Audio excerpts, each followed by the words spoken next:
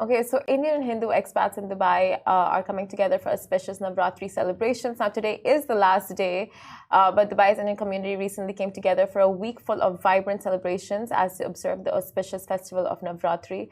This joyous occasion, held in honor of the divine feminine goddess, marks a time of spiritual significance, self-discipline, and a profound connection with the divine. Navratri is a Hindu festival that spans 9 nights, usually falls in the month of Ashwin, which is around September, October, hence the timing of it all.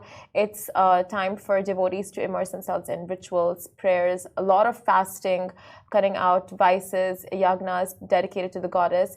And during this period, it's believed that one can attain purity, salvation, and positive energy by cleansing the mind and soul. Love that so much. Dubai's Indian community embraced this festival with open hearts and open arms.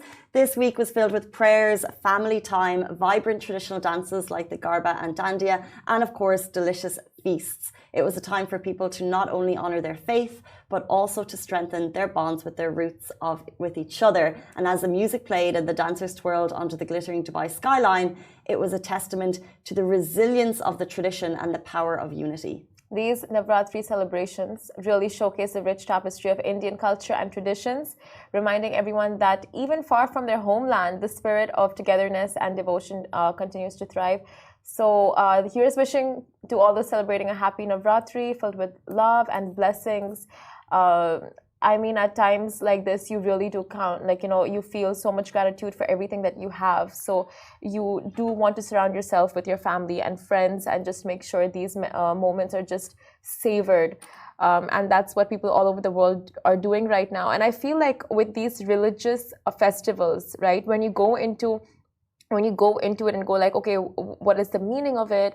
What is the inception of it? Like, basically, it's so similar with all religions, right? Like, even I think with Christianity, you have that duration where you're just like fasting. I think before Easter, we have Lent. Before Easter, yeah, exactly. And you cut out your the thing you love the most, or like your vices, you cut it out for a period of days. Yeah, if I'm not wrong. Yeah.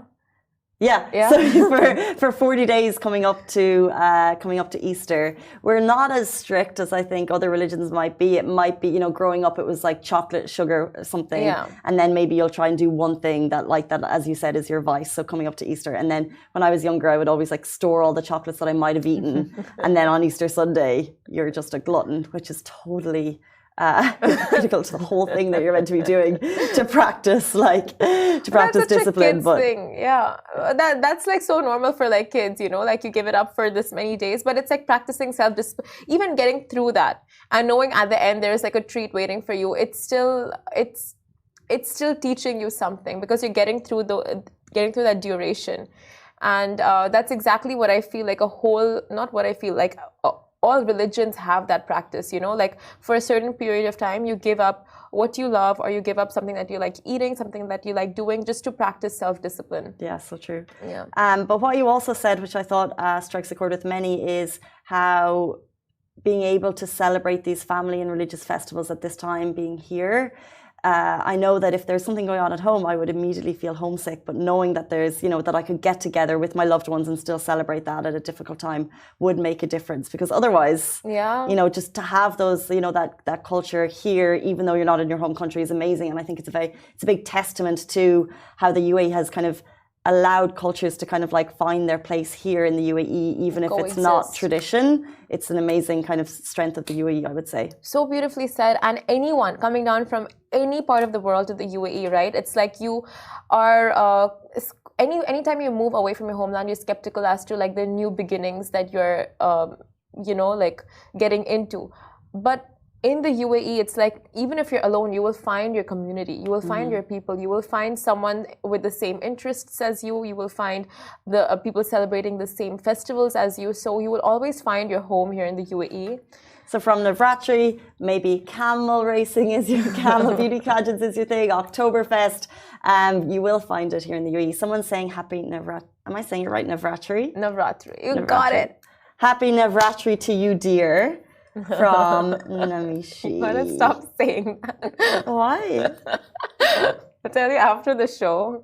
I've said it wrong, haven't I? No. Navratri is right. Like, happy Navratri, dear. It's like I love deer at the moment as a term of endearment. I think it's great, but I'm saying it all the time. Yeah, I know. But it said it here as well. I was just mimicking. It says Happy Navratri. Oh, okay. Someone said Happy Navratri, dear. Yeah. Okay. Someone's also saying Botox on animals. Well, yes. Yeah. No. Okay, 8:50. That brings us to our topic of the Dakar Rally. If you have any questions on one of the most testing motorsport races of all time, we're going to have Oren O'Kelly with us to talk about it right after this very short break. Stay tuned.